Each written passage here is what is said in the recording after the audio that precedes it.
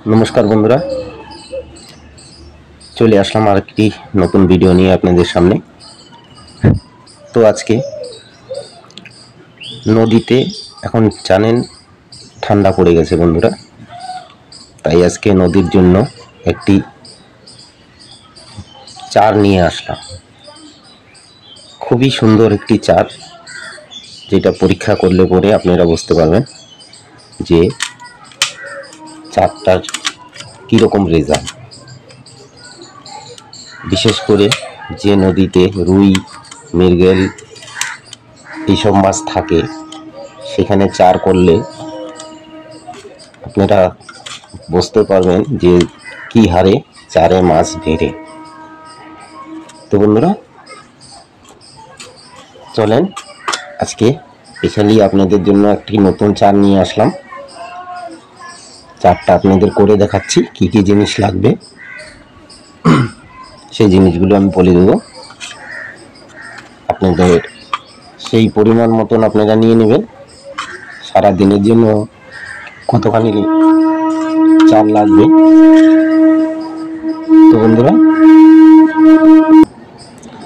তো বন্ধুরা চলুন ভিডিওটি শুরু করা যাক। এই যে দেখুন, সবার প্রথম এই যে আমি মাটিটা নিয়েছি, এটা কিন্তু বন্ধুরা মাটি। এই যে দেখুন, এটা কিন্তু মাটি। এটা হলো যারা ঠাকুর তৈরি করে তাদের কাছ থেকে আমি নিয়ে এসেছিলাম। নিয়ে এসে বাড়িতে শুকিয়ে রেখেছি, কিছুটা শুকানো আছে। আর এখানে হলো এটি হলো খোল। এটা আমার পেস্ট করা মানে গুঁড়ো করা খোল, এটা খোল। তো খোলটা আপনারা যদি গুঁড়ো করে দিতে পারেন তাও হবে, বা খোলটা আপনারা দোকান থেকে নিয়ে এসে হাত দিয়ে ভেঙে ভেঙে দিলেও হবে, কিন্তু এরকম গুঁড়ো করলে জিনিসটা রেজাল্টটা খুবই ভালো হয়, মাটির সঙ্গে ভালো মেলে। আর বন্ধুরা এটা তো জানেনই, এটা হিমুল দানা। এই যে দেখুন হিমুল দানা, যেটা আপনারা সবাই জানেন হিমুল দানা। যারা নতুন বন্ধুরা আছেন তারা হিমুল দানা যদি না পান, যে কোনো বড় দোকানে গেলে হিমুল দানা বললে পরে তারা দিয়ে দেবে। এটা গরুরা খায়, গরু। আর এইখানে আছে বন্ধুরা, এইটা আমাদের পেস্ট, মানে গোবিন্দভোগ চালের ভাজা পেস্ট। খুব সুন্দর একটি সেন্ট। এইটা আমি গুঁড়ো করে যেরকম আটা ছানে ওরকম ছেনে তারপরে আমি রেখেছি। তো আপনারা যদি চারের জন্য শুধু এইটা তৈরি করেন তাহলে আপনাদের ছানতে হবে না, শুধু একবার পেস্ট করলে হয়ে যাবে। তো আমি এটা দিয়ে টোপো তৈরি করি, যার জন্য দুইটা আমার কাজে দেয়। আর বন্ধুরা এইখানে আছে আমাদের এটি পাঁচ মশলা। এই যে দেখুন, এখানে একাঙ্গি, মৌরি, এলাচ সব কিছু দিয়ে একটা তৈরি করেছিলাম মশলা। সেই মশলাটা অসাধারণ মশলা, এইটা দেব।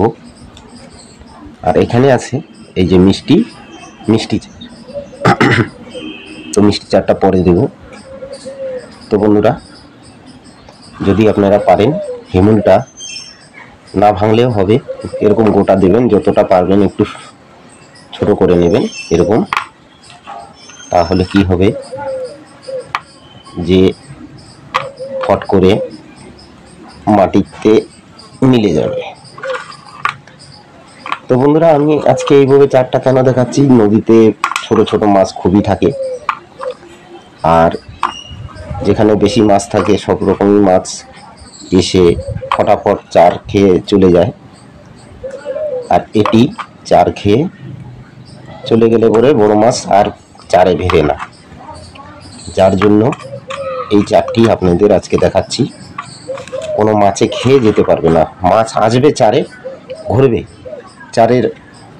চারে এসে ঘুরবে, কিন্তু ও খেতে পারবে না। কি খাবে? মাটি খাবে? মাটি খাবে না। মাটির পরিমাণটা একটু বেশি নিতে হবে। যদি আপনারা 100 গ্রাম খোল নেন 200 গ্রাম মাটি নিতে হবে। আর এরকম হিমুল দানা, যদি আপনারা হিমুল দানা না পান তাহলে সর্ষের খোলই দিবেন, কোনো এটার ভিতরে নেই যে আপনাকে হিমুল দানা দিতে হবে। আর এখানে আমরা দেবো আর একটি জিনিস, সেটা হলো এই যে দেখুন, এই যে এখানে আমরা দেব, এই যে দেখুন, এটি হলো আমার বাড়িতে নিজের হাতে তৈরি করা হাড়িয়া। এটা আমি নিজে বাড়িতে তৈরি করেছি এই হাড়িয়াটি। তো দেখুন আমি সব পেস্ট করে নিচ্ছি, এভাবে আপনারা সব একসঙ্গে পেস্ট করবেন। এখানে আর একটা জিনিস যাবে, এখনও দুটো জিনিস যাবে বন্ধুরা। আমি জাস্ট এটা আপনাদের কীভাবে কোন কোন জিনিস পদার্থগুলি লাগবে সেগুলো আমি দেখিয়ে দিচ্ছি। আপনারা সারাদিনের জন্য চার বানিয়ে রাখবেন না, অল্প করে চার বানাবেন, চারটা ফেলে দেবেন, ফেলে দরকার হলে 4 ঘন্টা পরে আবার একটু চার তৈরি করে তারপরে আবার ফেলবেন। তাতে কি হবে, চারের বানিয়ে রাখলে বন্ধুরা অ্যাকশনটা একটু কম থাকে, গ্যাসটা বেরিয়ে যায়।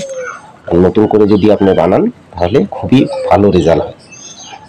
আর এখান থেকে একটু মুখ চার নিয়ে নিচ্ছি, এই যে নিয়ে নিচ্ছি বন্ধুরা, বেশি মুখ চার দেবো না, বুঝতে পারছেন, বেশি মুখ চার দেওয়া যাবে না,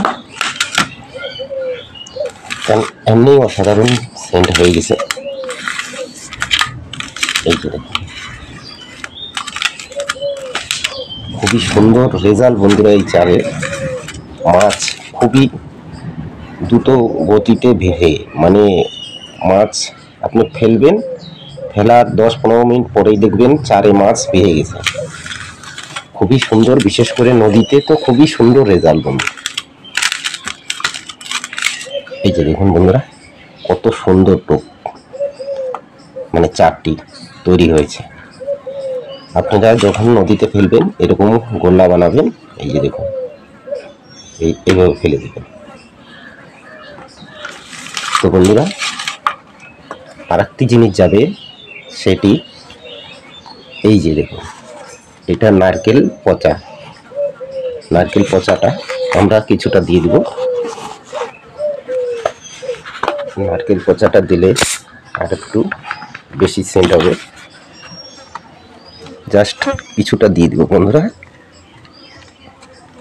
আমি জাস্ট আপনাদের দেখানোর জন্য করছি, যার জন্য এই যে দেখুন এইভাবে আপনারা দিয়ে দেবেন। আর এখন ঠান্ডা পড়ে গেছে, যদি আপনারা নদীতে চার করেন সবসময় একটা জিনিস মনে রাখবেন বন্ধুরা, যেখানে ড্যাম জলে একটু মোটামুটি যদি 12 ফুট ছিপ হয় তাহলে আপনাকে 10 ফুটের ভিতরে চার করতে হবে।